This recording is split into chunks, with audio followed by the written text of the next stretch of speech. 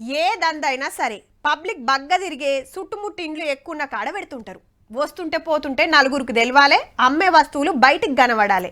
బట్టలు, చెప్పులు, స్టీల్ సామాను, కూరగాయలు ఇట్లా ఏ షాప్ అయినా సరే ఏడనైనా పెట్టొచ్చు, ఎవరైనా పెట్టుకోవచ్చు. జనానికి ఎంత దగ్గరలో పెడితే అంత మంచిది. కానీ కొన్ని అట్లా కాదు. వాటితోటి మనకు అక్కెరున్నా సరే పక్కా కండిషన్స్ ఉండాల్సిందే. మందు షాప్కే కాదు, మటన్ షాప్లకు కూడా కొత్త రూల్ వచ్చేటట్టుందిలా. మాకు నచ్చిన కాడ పెడతాం, తోసిన కాడ దందా చేస్తామంటే నడిచేటట్టు లేదు. గుడికి బడికి దవాఖానకు 100 మీటర్ల దూరం ఉండేటట్టు చూడుర్రని సర్కార్ కు ఆర్డర్ వేసింది హైకోర్టు. దుక్నం తెరుస్తప్పుడే మున్సిపల్ నుంచి సర్టిఫికేట్, మాతోటేం తిప్పలుండదని పోలీస్ స్టేషన్ నుంచో సర్టిఫికేట్ తెచ్చుకోవాలన్నట ఓనర్లు. 1 నెల రోజుల్లా ఈ రూల్స్ మీద నిర్ణయం చేయాలనేది హైకోర్టు మాట.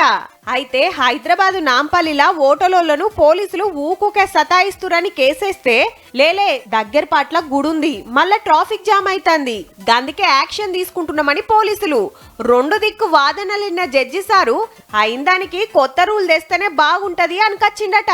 గుడికి భక్తులు, బడికి పిల్లలు, దావుకనకు పేషెంట్లు వస్తారాయే. దగ్గర పట్ల మటన్ దుక్నమో చికెన్ షాపో ఉంటే కొంత తిప్పలైతున్నాయట. మళ్ళా కౌసుకు కాకులు మోపాయే, బొక్కాశకు కుక్కలు తిరగబట్టే. గందుకే 100 మీటర్ల దూరంలుంటే బాగుంటదనే ఆలోచన చేసిరట. ఆల్రెడీ వైన్స్ లకు గీ రూల్ ఉండనే ఉన్నది.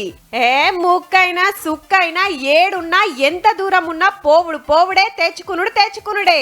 తగ్గే ముచ్చట ఉండ తీయుర్రియా.